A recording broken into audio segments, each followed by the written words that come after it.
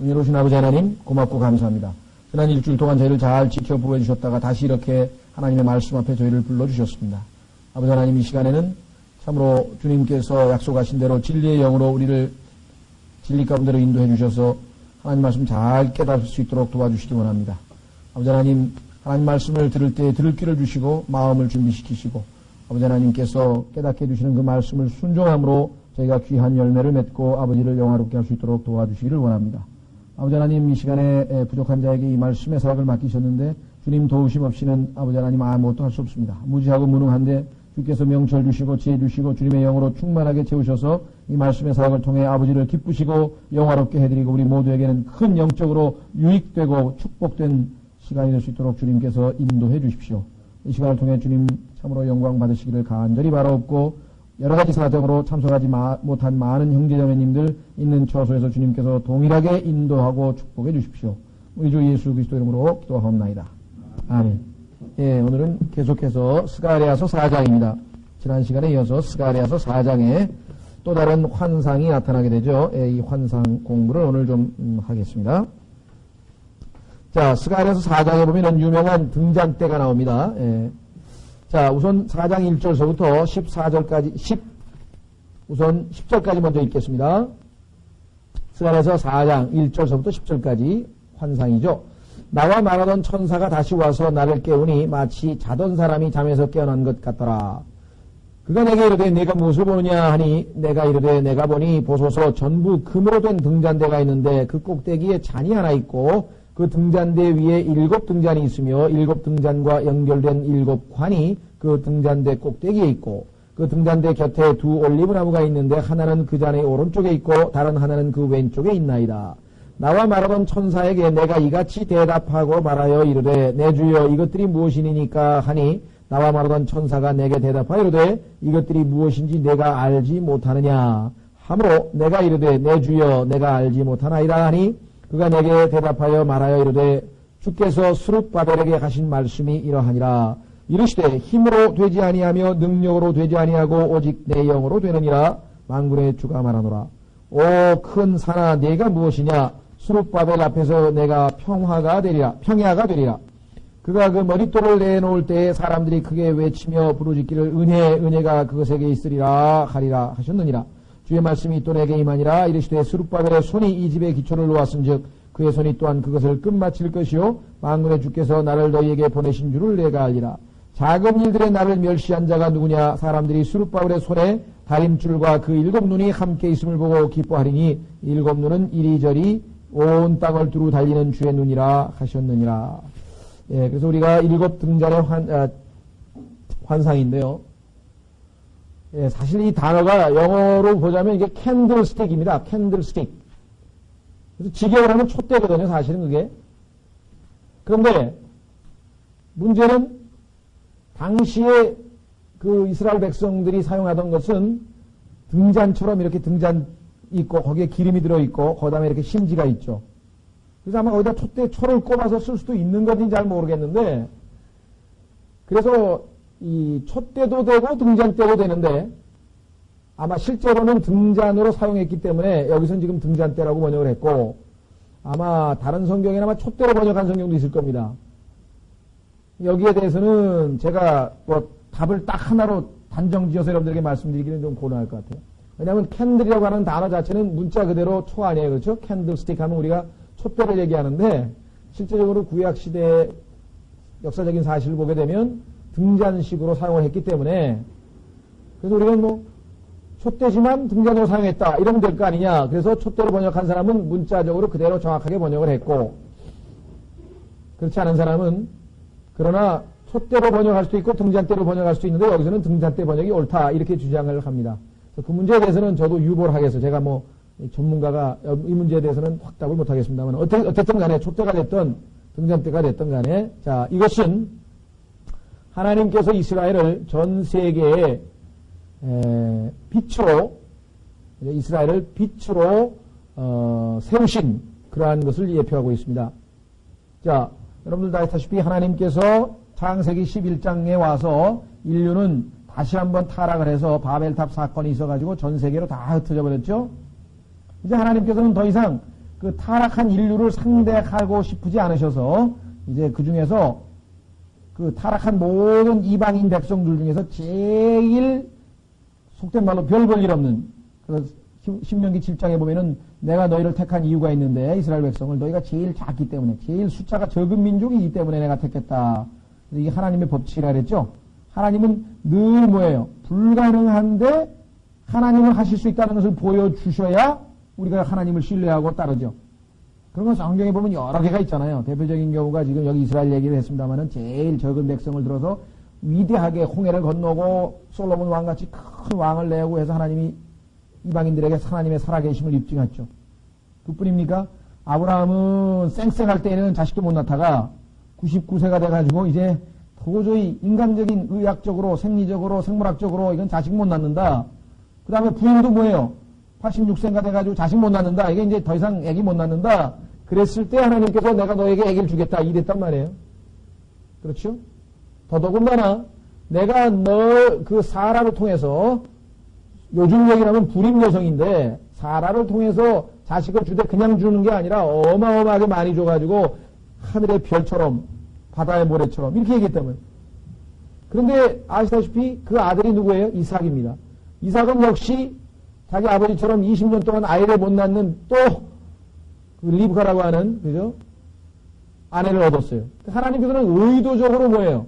인간의 힘으로는 할 수 없는 상황을 만드셔서 우리로 하여금 하나님만 의지하도록 만든다 이 말이에요.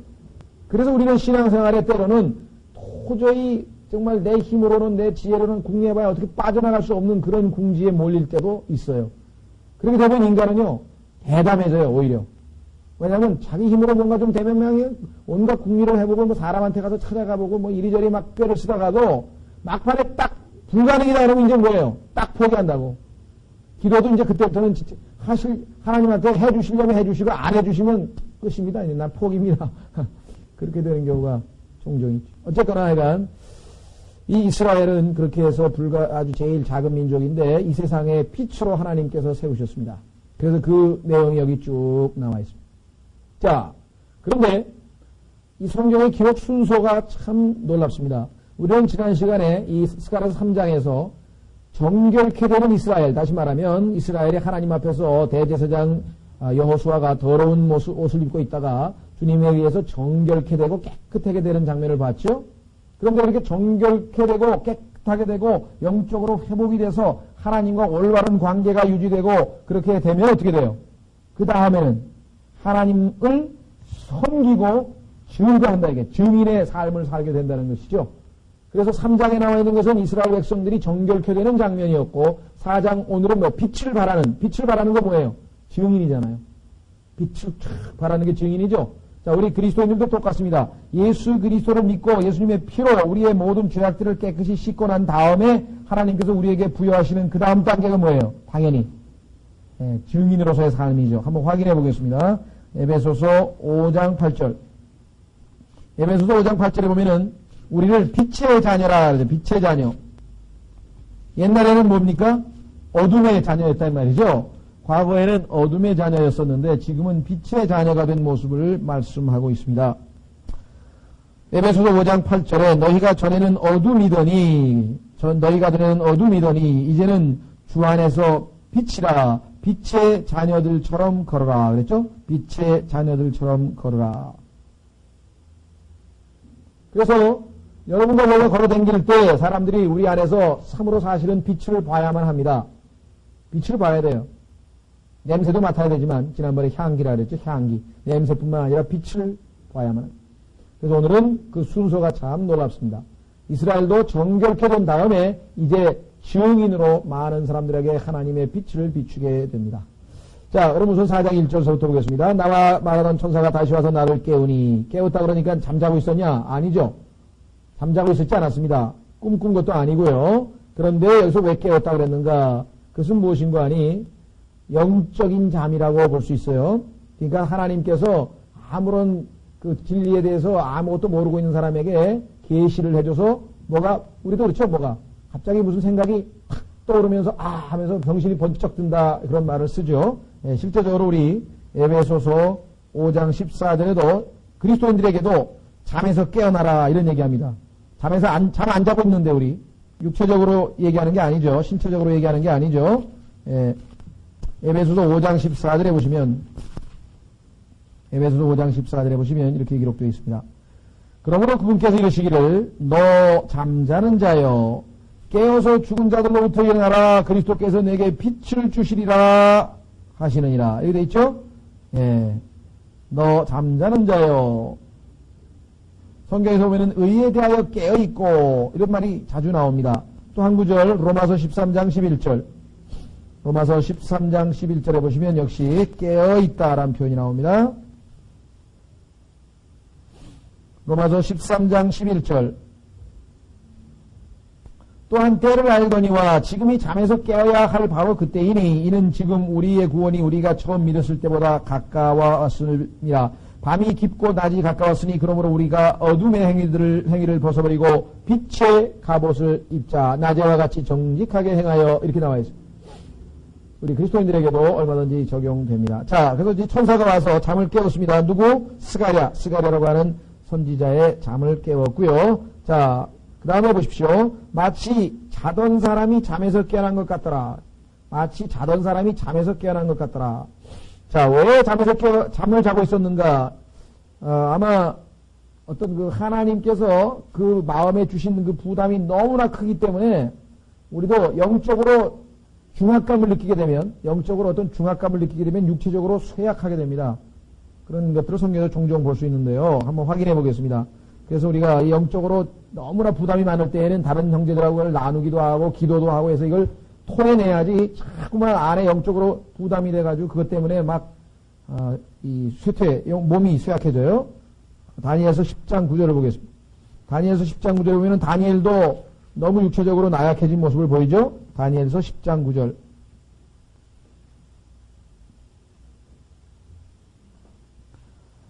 다니엘서 10장 8절.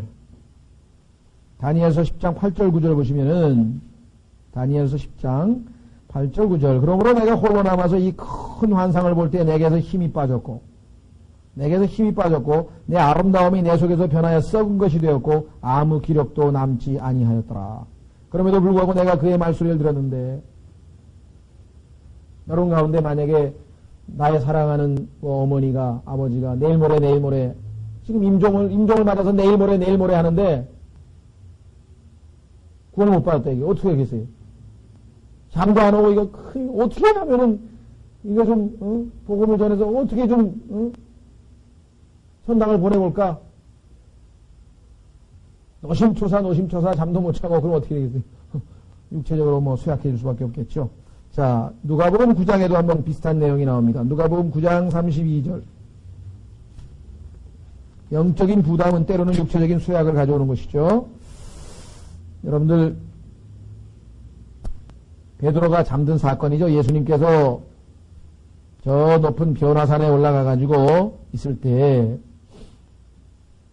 대화를 하고 있는데 거기 나타난 사람은 모세와 엘리야가 나타났어요. 30절에. 그 다음에 31절에 보니까 이렇게 기록되어 있죠. 그들이 영광 중에 나타나서 앞으로 그분께서 예루살렘에서 이루셔야 할 죽음에 관하여 말하나. 예수님이 죽으셔야 죄인들이 죄값이 다 치러질 거 아니에요. 그 엄청난 얘기를 하고 있는데 지금 베드로와 또 그와 함께한 자들은 깊이 잠이 드니라. 이것뿐만 아니라 예수님께서 겟세마네에서 기도할 때도 깊이 잠이 드니라. 자, 어쨌거나 이가 오늘 다시 스가랴서로 돌아오겠습니다. 스가랴서에 지금 잠에서 깨어난 것처럼. 자, 그래서 딱 보니까 어떤 환상이 보였는가? 2절에 나와 있습니다. 그가 내게 이르되 내가 무엇을 보느냐? 딱 보니까 뭐가 보여요? 스가랴가. 내가 이르되 스가랴가 대답하는 겁니다. 내가 보니 보소서 전부 금으로 된 등잔대가 있는데, 자, 금으로 된 등잔대가 있는데 그 꼭대기에 잔이 하나 있고 그 등잔대 위에 7 등잔이 있으며 7 등잔과 연결된 7 관이 그 등잔대 꼭대기에 있고 그 등잔대 곁에 2 올리브 나무가 있는데 하나는 그 잔의 오른쪽에 있고 다른 하나는 그 왼쪽에 있나이다. 이렇게 얘기했습니다. 그래서 환상의 내용이 나와 있죠. 2절과 3절은 환상의 내용. 4절은 나와 말하던 천사에게 내가 이같이 대답하여 말하 이르되 내 주여 이것들이 무엇이니까? 질문. 그 다음에 해석. 이렇게 해서 환상을 보고 질문하고 해석해주고 이런 방식으로 지금 스가랴서가 계속해서 전개되고 있습니다. 자, 여러분들 아마 출애굽기 25장에 보면은 등잔을 만드는 방법을 하나님께서 모세에게 자세하게 설명을 해줍니다. 어떻게 해서 뭐 금으로 두들겨서 만들고 뭐 가지는 7개 내고 뭐 내고 읽어도 잘 모르는 이상한 그런 내용들이 있잖아요. 하여간 저는 이 좀 꼼꼼하지가 못해가지고요. 이 출애굽기나 하여간 뭐 이런 데 나와서 뭐 만드는 얘기만 나오면 하여간 그냥 성경 읽는데 너무 힘들어요. 근데 every word라 해서 안 읽을 수는 없을 거 아니에요. 그러니까 옛날에 뭐 어머니가 그냥 먹기 싫은 뭐 시금치고 뭐 그런 거 주면 그냥 막 씹지도 않고 후당탕 삼키는 것처럼 그냥 후당탕 삼켜. 그래요. 지금도 뭐 등잔이 어떻게 생겼는지 하여간 이 성경 구조도 머릿속에 잘 들어오지 않고요. 그림을 몇 번 봤으니까 이제 대충 이렇게 생겼구나 알지. 성경을 읽어가지고서는 도저히 그 묘사 설명 가지고서는 머릿속에 들어오질 않아요. 아마 이거 미술적인 뭐 감각이 둔해서 그런 건지 하여간 잘 모르겠습니다만은 어쨌거나.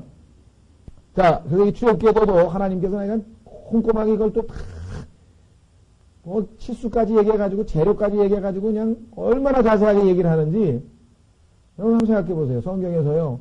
얼마나 많은 분량이 그렇게 치수 나오고 뭐 설계도 얘기가 그렇게 많이 나오는가요? 아주 중요한 의미가 있습니다. 왜냐하면 이 성막이라고 하는 것은 타버네클, 이 하나님께서 모세에게 보여준 성막이라고 하는 것은 하나님께서 이스라엘 백성과 함께 하기 위하여 지으라 그런 거예요. 목적이 뭐냐면 하나님이 인간과 함께 하기 위한 그 장소예요. 근데 우리와 함께 하는 하나님이 누구예요? God with us. 그게 임마누엘이라는 이름이라 그랬잖아요. 예수님이 내가 성전이라고 그랬잖아요. 설라 그랬잖아요. 이 출애굽기에서 왜 하나님께서 이 세상에서 제일 중요시 여기는 게 이 성막이에요. 이 세상에서 the most important thing이라니까. 물건 중에서는. 왜? 하나님이 인간과 같이 있기 위해서 얼마나 놀라요. 그분이 바로 예수 그리스도 아니에요. 그래서 우리가 생각할 때는 뭐 거기다 뭐 오소리 가죽을 두르고 뭐가 두르고 막 뭐 이렇게 복잡하게 그냥 고리도 만들고 뭐 그다음에 뭐 꼽는 게 있고 뭐 부집개가 있고 그냥 막 그 내용을 보면은 너무 복잡한 것 같은데 그것 하나가 다 하나님께서 인간과 만나기 위한 그래서 핵심은 바로 거기에 있어요. 그래서 이 성막이 생긴 거는 그냥 회색 무슨 가죽으로 둘러가지고 막 시커멓게 생긴 텐트에 불과한 것 같지만 엄청난 의미가 담긴. 자, 그래서 이건 거기에 보면은 등장을 만드는 내용이 나오는데, 자, 등장은 아시다시피 예수 그리스도를 대표하죠. 왜? 예수님께서 요한복음 8장에 뭐라고 말씀하셨어요? 나는 세상의 빛이라 그랬죠. 예수님이 나는 세상의 빛이라. 자, 금은 또 뭘 대표해요? 여기 금인데요. 금, 재료가. 금. 하나님의 신성. 그죠? 신성을 얘기할 때 항상 금이죠. 그래서 성전은 다 금으로 만들어졌죠. 자, 그 다음에 일곱이라고 하는 숫자, 등잔 때는 아시다시피, 완전수 아닙니까? 완전수. 그래서, 자, 이 등잔은 이스라엘 백성이 하나님을 대신해서 이 세상에다 빛을 비추는 거예요. 하나님께서는 이스라엘이라고 하는 민족을 통해서 하나님이 계신 것을 쫙 조명하고 사람들에게 보여주었습니다. 자, 그래서 우리는 이 등잔의 의미는 무엇인가? 바로 이방세계 믿지 않는 하나님을 모르는 사람들에게 하나님을 알려주기 위해서 어둠 가운데 있는 자들에게 빛을 비춰주는 그 기능. 그래서 이스라엘을 바로 이 등잔대고 나중에는 예수 그리스도께서 그 역할을 하셨고 지금 시대에는 교회가 그 역할을 지금 하고 있죠. 자, 여러분들 여기 나와 있는 이 등잔대가 갖는 의미 이건 아주 중요하다고 그랬습니다. 왜냐? 아까 말씀드렸지만 하나님께서 인간과 함께 하는데 그러면 어떻게 됩니까? 하나님은 빛이시니까 빛을 발한다. 여러분들 태양과 달의 차이 아시죠? 태양은 발광체죠. 태양은 스스로 빛을 내는 별이에요. 그렇죠? 그런데 성경에는 예수 그리스도가 의의 태양이나 태양으로 묘사되어 있잖아요. 달은 뭐예요? 달은 예수 그리스도의 몸된 교회를 대표하게 되어 있습니다. 성경에 보면은 솔로몬의 아가에 보면은 달에 대해서 언급하고 있어요. 그런데 욥기에 보면은 놀랍게도 욥기 25장인가 보면은 뭐라고 되어 있냐면 달은 빛을 발하지 아니하며 이렇게 되어 있어요. 달은 스스로 빛을 내는 별이 아닙니다. 근데 사실은 그 사실을 인간이 과학적으로 관측해서 알게 된 게 1700년대예요. 2, 300년밖에 안 된 얘기예요. 그전에는 달이 빛을 내는 줄 알았다고. 달이 내면 화나니까. 근데 알고 보니까 그게 아니고 태양을 빛을 받아가지고 반사만 할 뿐이지 실제적으로는 빛을 내지 않아요. 그런데 성경의 욥기는 BC 1800년, 그러니까 지금부터 약 4000년 전에 쓰여진 책인데 거기에 다른 빛을 발하지 아니하며 그렇게 써있다니까요. 옛날 과학자들이 그걸 보고 얼마나 놀랐겠어요. 어? 아니 달이 지금 빛을 발하고 있는데 빛을 발하지 않는다니 이거 뭔 소리지? 이건 과학이 앞서가는 게 아니에요. 성경이 앞서가지. 모든 면에서. 지금 뭐 얘가 예를 한 개만 들었습니다만은 옛날에는 성경에 보니까 공기의 무게를 다신다 그래서 하나님께서. 아니 공기가 무슨 무게가 있어? 근데 지금 와서는 공기 무게 다 재잖아요. 그렇죠? 뭐 프로판가스가 무겁냐, 뭐 일산화탄소가 무겁냐 해서 그 무거운 가스가 가라앉아서 뭐 연탄가스 중독도 되고 다 공기의 무게가 차이 때문에 문제 생기잖아요. 얼마나 무거워요, 저 가스통. 꽉 압력 집어넣어가지고 LPG 꽉 채워봐요. 무거워서 들 수 있나? 근데 옛날 사람들은 공기가 무게 있는 걸 몰랐다면 성경에 보니까 하나님께서 공기의 무게를 재신다? 도대체. 성경은 항상 앞서가지, 과학이 최신으로 가장 최근에 발견하면요, 성경에 이미 다 있어요. 히브리서 뭐라 그랬어요? 보이는 것은 보이지 않는 것으로 말미암았다. 보이는 거, 이거. 보이지 않는 건 뭐예요? 분자, 원자, 전자, 중성자, 안 보이죠? 그런데 그거 발견해가지고 노벨상을 탔다고. 그럼 성경 읽은 사람은 벌써 옛날부터 하고 있었던 일 아니에요? 보이지 않는 것으로 말면. 이 보이는 게 원래는 보이지 않는 것으로 구성됐다는 것을 발견한 그 과학자가 노벨상을 탔다니까요. 성경에는 이미 써있던 얘기인데. 그 말고도 뭐 1995년에 5년 전 얘기입니다. 1995년에 가서 우주 위에 엄청난 태평양에 약 30억 배의 물이 있다는 사실을 허블 망원경으로 발견했어요. 200억 년을 가야 돼. 200억 광년. 빛으로 200억 년을 가야지만 있는 거기에 우주를 덮고 있는 물이 있다 그랬는데 창세기 1장을 읽은 사람은 보면 우주에 뭐 위아래로 물이 있다는 얘기를 누가 모르나요? 이건 이외에도 뭐 부지기수로 예를 들겠습니다만 하나님의 말씀은 인간이 상상하는 그 정도의 말씀이 아닙니다. 예, 하여간 조금 주제가 좀 빗나갔는데요. 자, 그래서요. 왜 태양과 달이냐 그 얘기하는 거예요 지금. 예수님은 빛이잖아요. 교회는 뭐예요? 달이잖아요. 교회, 우리는 뭐 빛이 없어요. 예수 그리스도께서 내 안에 들어와 계시니까 내가 빛을 발할 수가 있는 거예요. 그래서 우리가 빛의 자녀라고 아까 에베소 5장에서 말씀을 한 것입니다. 자, 계속해서 보겠습니다. 그래서 4장 우리가 4절이죠. 그래서 질문했더니 5절 뭐라고 얘기했습니까? 4장 5절. 나와 말하던 천사가 내게 대답하여 이르되 그것들이 무엇인지 내가 알지 못하겠느냐? 하므로 내가 이르되 내 주여 내가 알지 못하나이다 하니. 참 이것은 올바른 태도입니다. 영적으로 좋은 교훈이에요. 제일 바보가 뭐냐면요. 모르는데 아는 척하는 거예요. 이건 정말 답답한 노릇이에요. 모르면 모르는 거지. 창피할까봐 그것도 모른다는 소리 들을까봐. 그러면 어때요? 그때 물어봐서 알면 훨씬 나은 거지. 창피하다가 안 물어봐가지고 계속 놔두는 거예요, 나중에. 그야말로 한 10년 있다가 아직도 몰라? 이 소리 또 듣는다고. 그렇죠? 그 질문하는 거는 전혀 모른다. 여기 지금 모르는 건 모르다 그랬는데 뭐 나쁠 게 있어요? 우리 지금 성경 교사 중에서 아주 성경을 제일 잘 가르치는 분 중에 하나가 피터 와크만 박사인데 그 양반도 그래요. 가르치다가. 모르겠어요. 나는. 한 150번 읽어봤는데도 모르겠어요. 지난번에도 그러더라고요. 스카라서를 150번 읽었는데 아직도 한 20, 30개 내용은 잘 모르겠더라고요. 그래서 안 쓴대 자기는. 스카라서는 지금 책을 주석서를 안 쓰는 이유가 모르는 게 너무 많아가지고. 물론 나도 모르니까 모르는 범위 내는 거 빼놓고 이제 아는 것만 우리가 한번 살펴보는 건데요. 하나님 말씀은 인간으로는 다 알 수 없죠. 당연히. 예. 자, 그래서 여기서 지금 뭐 스가라가 모르겠다 이게 뭔지 모르겠다 이렇게 얘기했어요. 이 환상에 대해서. 자, 올바른 태도입니다. 모를 때 모른다. 이건 뭐 부끄러울 것 하나도 없죠. 자, 4장 5절에 나와 있는데요. 모른다고 지금 답변을 했죠. 자, 그래서 이제 천사가 6절서부터 해석을 해줍니다.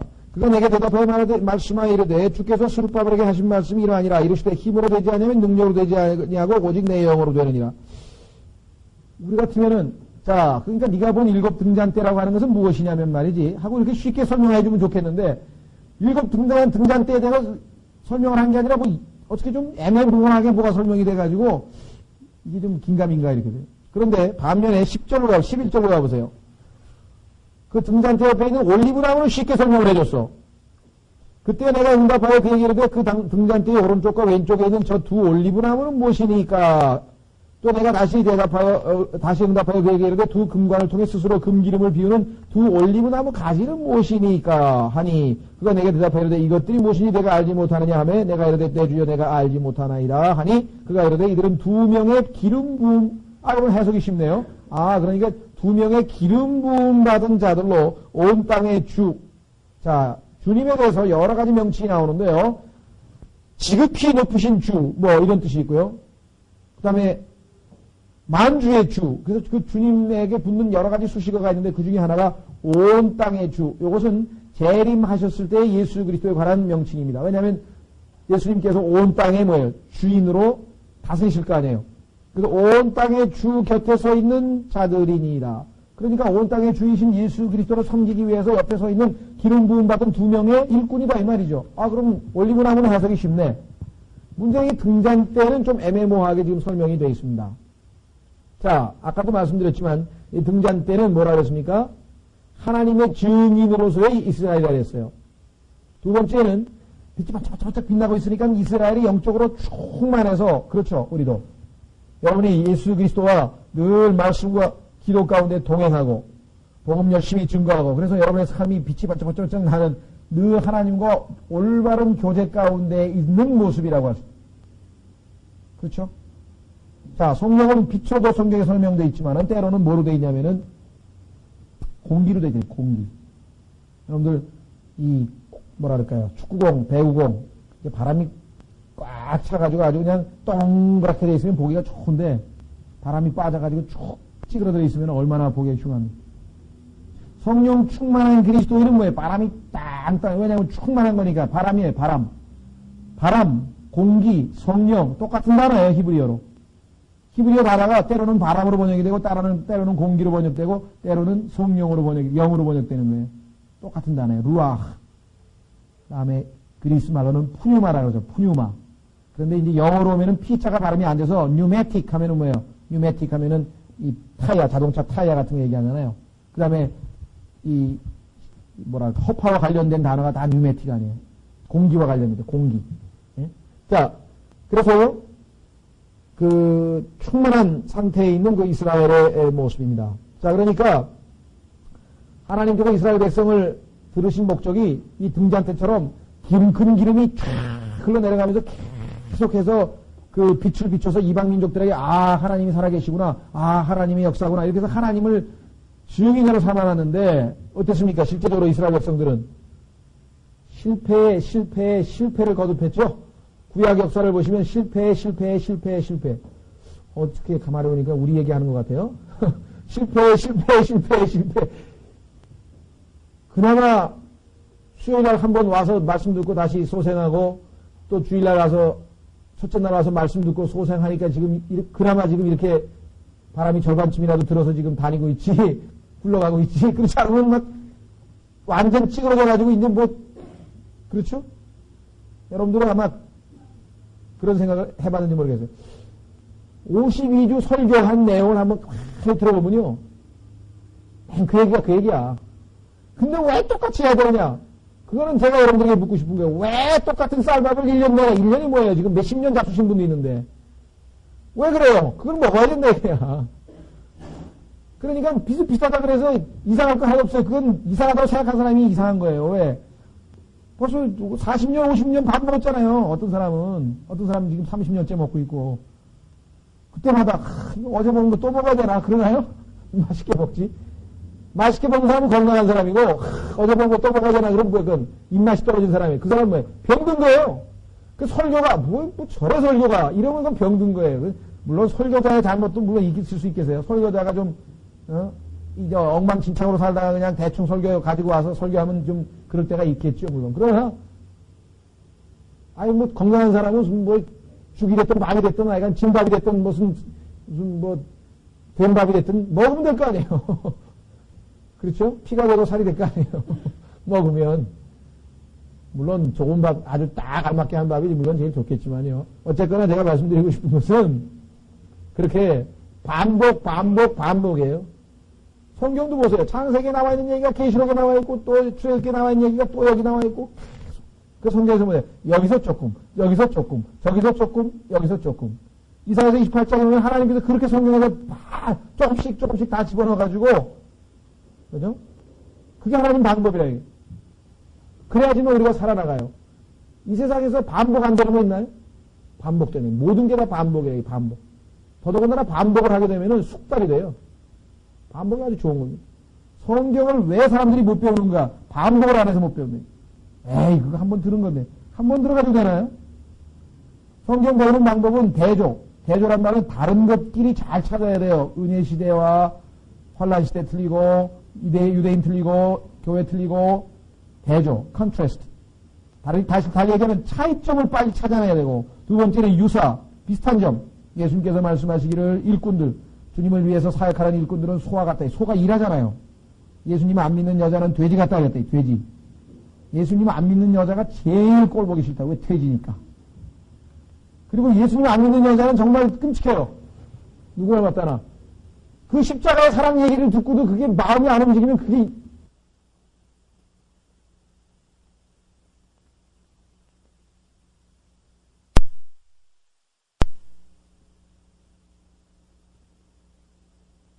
남자야 좀 이성적이니까 뭐 감정이 좀 목속 같으니까 이 십자가의 사랑에 대해서 얘기해도 그럴 수도 있지 이럴지 모르지만 여자인데 어떻게 해? 누가 말 맞더라? 그런 얘기를 누가 해서 참 동감이. 자, 그래서 우리 다시 뭡니까? 무슨 얘기를 하다가 이렇게 이상한 데로 갔어요? 이게 무슨 얘기 했죠? 예? 아, 그렇지. 돼지. 비슷한 차이점, 비슷한 점 잘 찾아야 돼요. 그죠? 그 다음에, 비슷한 점, 차이점. 세 번째 성경 공부하는 방법이 뭐냐면은, 리피트예요. 반복이에요, 반복.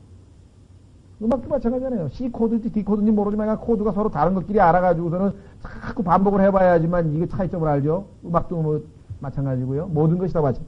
자, 그래서 우리는 이 등잔 때 얘기도 출애굽기 한번 나온 얘기인데 또 나오고 계시록에 가면 또 나와요. 일곱 등잔이 뭐라고요? 계시록 1장에 가니까 일곱 교회라고 그래도 이번에는. 왜? 이스라엘이 지금 여기 실패했기 때문에 구약에서. 자, 계속해서 보겠습니다. 자, 선지자들을 박해하고 죽였죠. 말씀에 불순종했죠. 그 다음에 빛을 비춰야 되는데 빛을 비추기에는 캄캄하게 돼가지고 오히려 우상숭배에 빠져버렸죠. 심지어는 얼마나 영적으로 캄캄했냐면요. 메시아가 왔는데 예수님을 못 알아본 거예요. 자기들이 선지자들이 그렇게 하나님께서 수십 명을 보내가지고 그냥 몇백 년에 걸쳐서 온다고 했던 그 메시아가 왔는데 그 메시아가 자기들이 그렇게 기다리던 그분인지를 몰라봤잖아요. 그래야 십자가에 죽인 게 바로 유대인 아니에요. 영적인 암흑 아니에요. 완전히 캄캄한 시대. 자, 그래서요. 결국은 예수 그리스도께서 성전으로 오셔서 내가 세상의 빛이라 그랬으니까 등잔대로 오셔서 이 땅에 사시고 십자가에서 죽으셨어요. 그래서 모든 걸 다 성취했어요. 그러니까 더 이상 성전이 필요해요? 필요 없어요? 필요 없는 거예요. 이제는 예수님께서 오셔가지고 다 성취를 해놨기 때문에. 그래서 AD 70년에 결국은 하나님께서 뭐예요? 이방 티토라고 하는 로마 장군에 의해서 예루살렘의 성전이 완전히 다 함락이 되고 이스라엘은 디아스포라 전 세계로 쫓겨나게 되는. 그래서 우리는 그것을 옛날에는 촛대를 옮겼다 이런 말을 쓰잖아요. 등잔대로 옮겨버려서 하나님께서 이제 어디로 옮겼습니까? 지금 읽었던 것처럼 계시록 1장 20절에 교회가 이제 등잔대에 넣어서 나는 거예요. 그래서 우리가 빛의 자녀가 됐잖아요. 어둠에서 빛으로 옮겼죠. 한번 확인해 보겠습니다. 빌립보서 2장 15절. 영광스러운 역할이 이제는 교회에게 맡겨졌다. 왜? 이스라엘이 지금 캄캄하게 영적 소경 노릇을 하고 있기 때문에 그렇다. 빌립보서 2장 15절. 빌립보서 2장 15절 보십시오. 이는 너희로 하여금 흠이 없고 해를 끼치지 아니하는 자, 곧 구부러지고 비뚤어진 민족 가운데서 책망받을 것이 없는 하나님의 아들들이 되게 하며 또한 세상에서 그들 가운데 뭐라고요? 빛들로 빛나게 하려 함이라. 지금 우리가 다 빛의 역할을 하는 거예요. 그런데 문제는 뭡니까? 여러분들 보름달 보면 어떻게 돼요? 보름달. 하나님께서 원하시는 것은 1년 내내, 한 달 내내 보름달이 비치길 바라는 거예요. 그리스도인들이 예수 그리스도의 몸된 교회인 달이 빛을 발했으면 좋겠는데, 보름달처럼 빛을 발한 시대는 초대교회의 에베소 교회에 한 90년 정도 하고, 7, 80년 하고, 그 다음에 빌라델비아 교회 시대에 그저 한 1, 200년. 그 이외에는 반달이 됐다가, 금음달이 됐다가, 초생달이 됐다가, 이게 계속, 심지어는 암흑시대가 있었잖아요. 언제? 중세 1000년 동안은 뭐예요? 무슨 시기라 그래, 이걸? 월식이라 그러나? 월식. 달이 완전히 가려가지고 보이질 않는 거예요. 지구하고, 뭡니까? 이 지구가 달하고 태양 사이에 중간에 딱 끼면은 세상이 태양을 가려버려요. 세상이 태양을 예수님을 가려버리면은 달은 뭐예요? 당연히 월식이 돼요. 하나도 안 보이는 거예요. 그런 시대가 1000년가량 있었습니다. 이 교회 시대 2000년 동안에. 달이 전혀 보이지 않는 그런 시대도 있었던 것을 우리가 잘 알 수가 있습니다. 자, 그래서 우리는 이제 등잔대가, 촛대가 그리스도인들에게로 넘어왔는데, 문제는 교회도 시대가 저물어서 결국은 라오디케아 교회 시대에서 우리가 지금 살고 있습니다. 그러나 하나님께서 다시 이제 이스라엘을 회복시키셔서 예수님이 재림한 후에는 천년왕국 동안에 다시 이스라엘로 하여금 이 이방 민족들에게 빛을 비추는 그 제사장 국가의 역할을 맡기실 거예요. 그것이 지금 이 오늘 이 스가랴서 환상의 초점입니다. 자, 4장 6절로 가겠습니다. 자, 주가 내게 대답하여 말하여 그가 내게 대답하여 말하여 이르되 주께서 스룹바벨에게 하신 말씀이 이러하니라. 자, 스룹바벨과 여호수아, 앞에 3장에 나와 있는 여호수아는요 대제사장이고요, 스룹바벨은 왕이나 그러니까 통치자입니다. 통치자. 하나는 종교 지도자, 하나는 정치 지도자인데요. 이 두 사람이 바벨론에서 이스라엘 백성들이 포로로 사로잡혀 갔는데 그 두 사람이 와서 지도자였죠. 그래서 지난번에 대제사장 여호수아는 깨끗하게 이제 정결케 됐고, 이제 하나님께서 이제 스룹바벨에게 말씀을 하십니다. 뭐라고 말씀하세요? 힘으로 되지 아니하고 능력으로 되지 아니하고 오직 내 영으로 되느니라 만군의 주가 말하노라. 힘이나 능력은 다 뭐를 얘기합니까? 휴먼 파워, 인간의 힘을 얘기해요. 인간의 지혜, 인간의 노력, 인간을 향 주님의 영하고 반대되는 거죠. 그리고 여기 주어가 없어요. 뭐가 그렇다는 거예요? 하나님의 목적을 이루는 것이든 하나님의 뜻이 성취되는 것이든 예언이 성취되는 것이든 하나님께서 모든 일을 다 하시는 거지. 그러니까 여기 주어가 없다는 얘기는 모든 것이 다 주의 영으로 되는 거예요. 성경에서 보면은 바람이 부는 것도 다 주의 영으로 되는 거죠. 비가 내리는 것도 다 주의 영으로 되는 것이죠. 창조 때도 하나님의 주의 영이 있었죠. 자, 위대한 구절입니다. 모든 일은 다 주님께서 이루신다. 이거 성경을 너무 많이 다 찾을 수는 없고요. 자, 구약에서 한 구절, 신약에서 한 구절 찾아보겠습니다. 우리가 한번 구약에서는 그 호세아서 1장을 한번 확인해 보죠. 호세아서 1장 7절에 보시면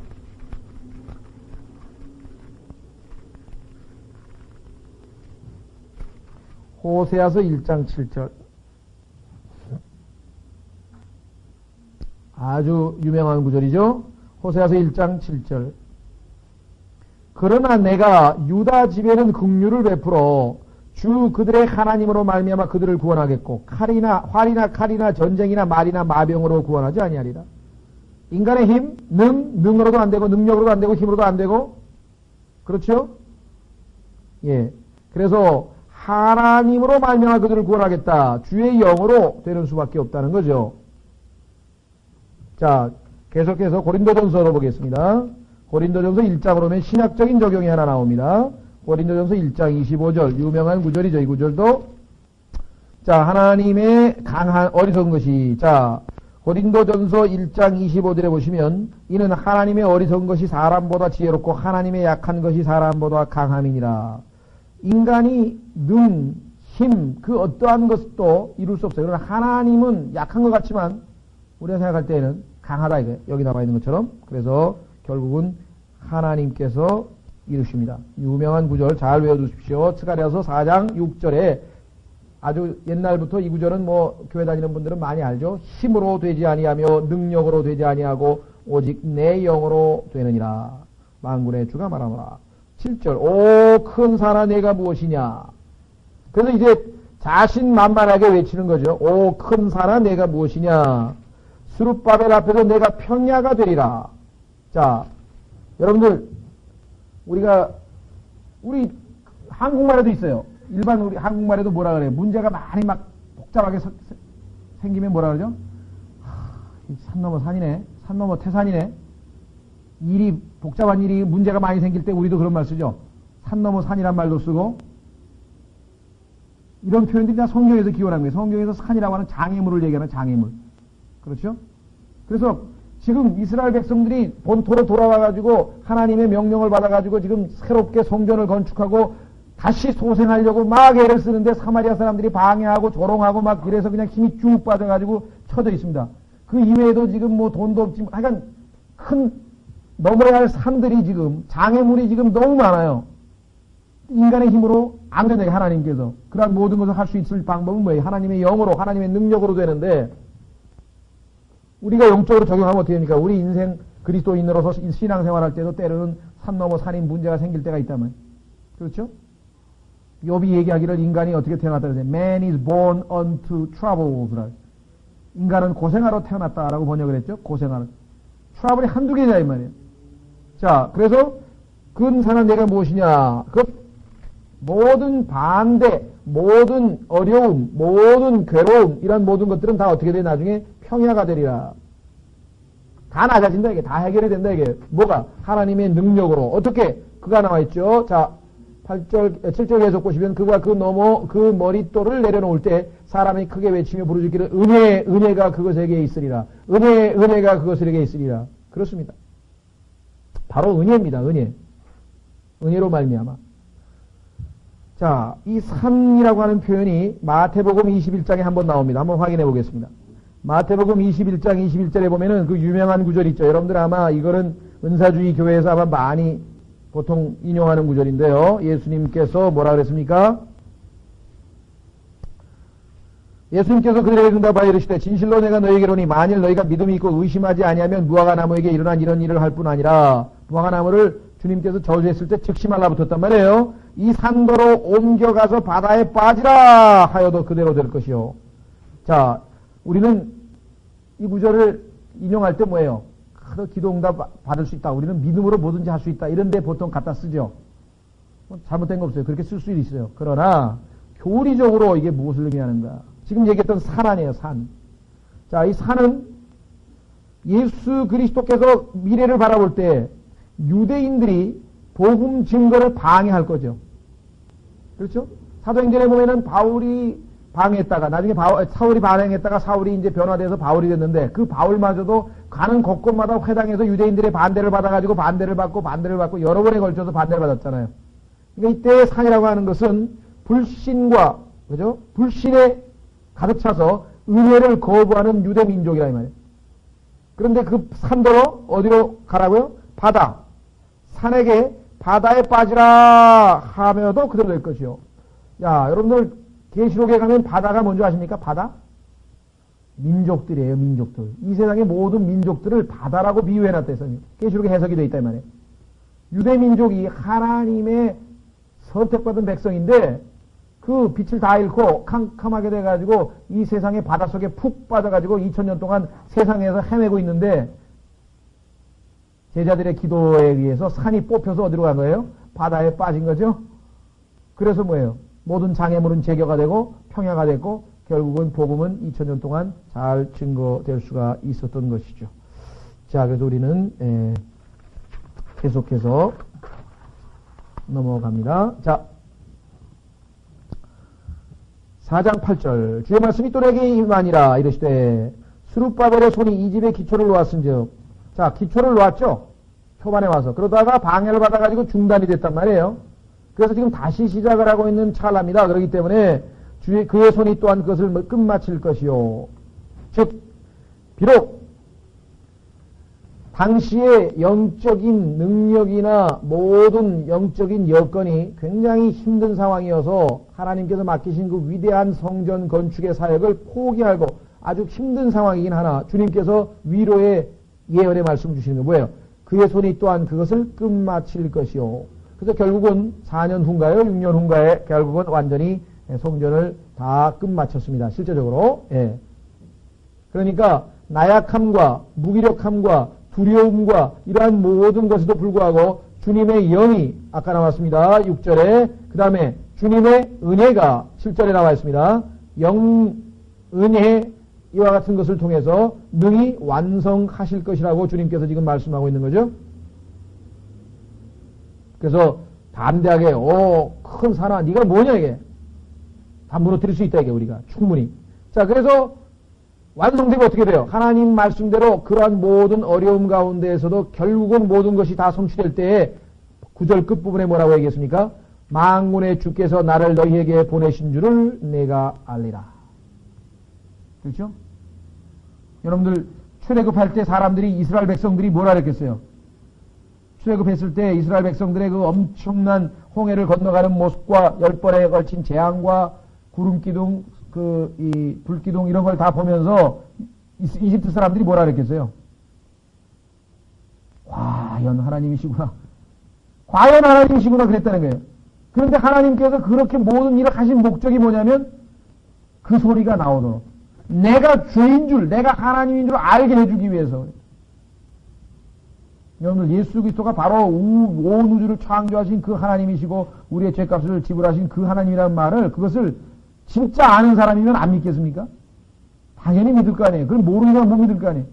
그러니까 하나님께서 지금 믿게 해주기 위해서 10번에 걸친 대재앙 나중에는 홍해를 가르고 그걸 보면서 나중에 다 뭐라 그러겠어요?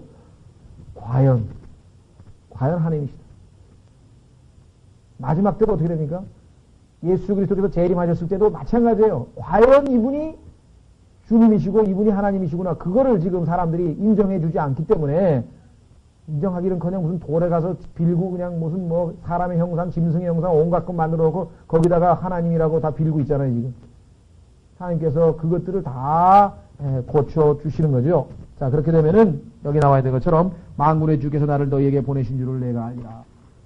자 이게 뭐 포로로 잡혀가가지고 70년 동안 아무것도 못하고 빌빌대던 민족이 느닷없이 그 코레스라고 하는 왕이 명령을 내려가지고 돌아오더니 뭐 돈 한 푼 없는 사람들이 뭐 왕이 돈도 보내주고 막 온갖 재료도 다 주고 그래가지고 막 성전을 건축한다는 거예요.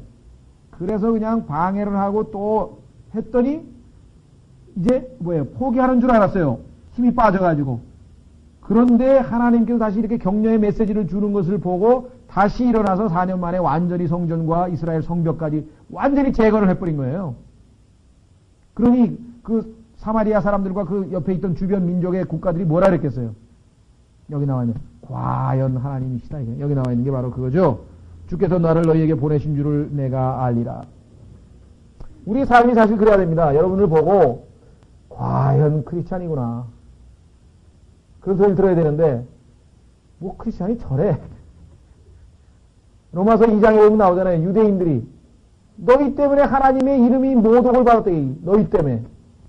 오늘날 교회가 없으면 차라리 하나님의 이름이 덜 욕을 잡수실 텐데 교회가 있어가지고 오히려 더 그렇죠. 어떤 자식은 참 저 부모 자식 훌륭하게 그 부모에게 영광을 돌리는데 그 자식 하나 때문에 그냥 부모가 먹칠하는 사람이 지금 한둘입니까? 얼굴에 그냥 먹칠하는 사람들이 많잖아요.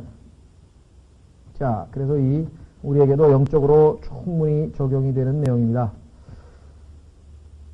4장 10절까지 하고 오늘 마치겠습니다. 작은 일들의 이때 일이란 말은요, things란 뜻인데요. things. 작은 것들이라고 번역해도 좋겠습니다. 작은 것들, 작은 일들, 일이 됐든 것이 됐든 간에. 자, 나를 멸시한 자가 누구냐?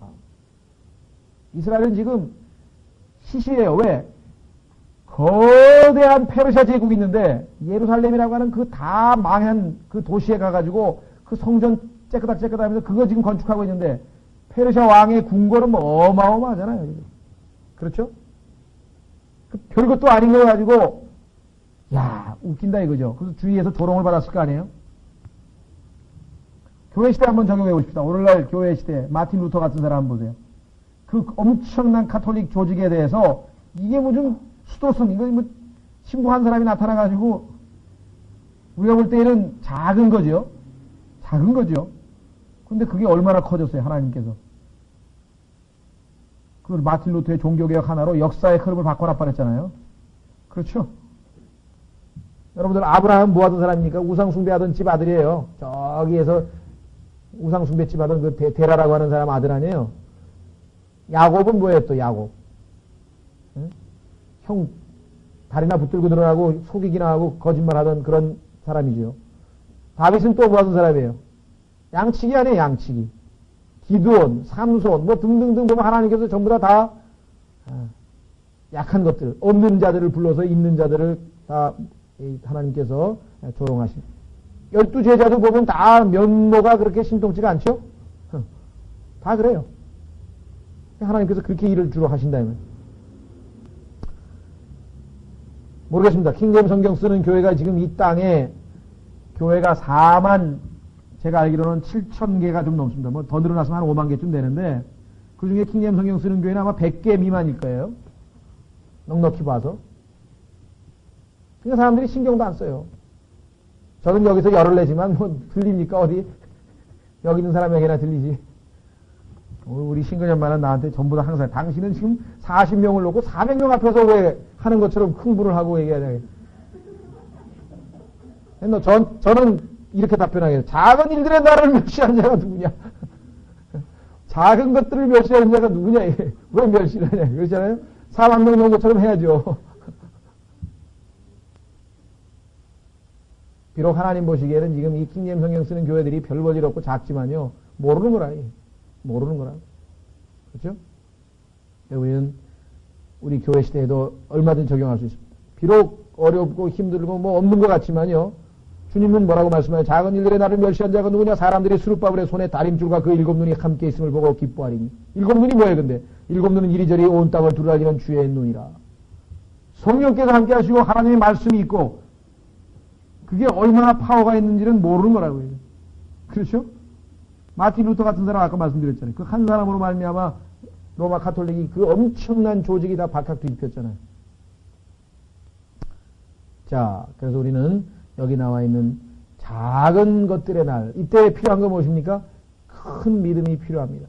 큰 믿음이 필요하다. 그래서 7눈이 함께 있음을 보고 기뻐하리니 7눈은 이리저리 온 땅을 두루다니는 주의 눈이라.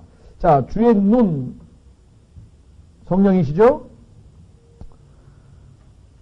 성경 구절을 한 몇 개만 찾아보십시다. 자, 주의 눈은 어디든지 있다 그랬어요. 잠언 15장 3절. 잠언 15장 3절에 보면은 주의 눈은 어디에든지 다 있다.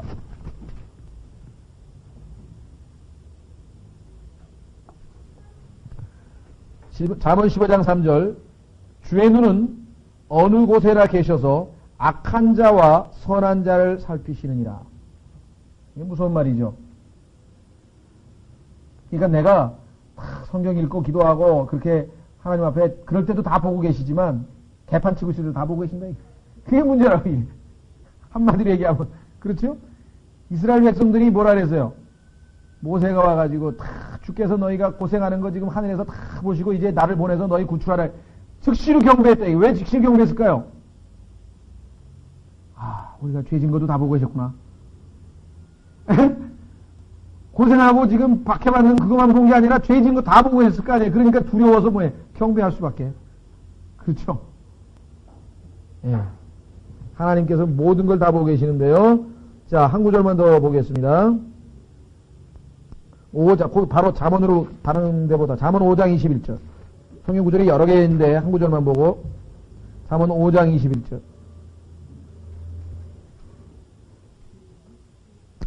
사람의 길들은 주의 눈앞에 있나니 그분께서 그의 모든 걸음을 곰곰이 살피시느니라. 이 길이 지금 올바른 길로 가는 건지 빗나간 길로 가는 건지 다 보고 계신다 이 말이에요.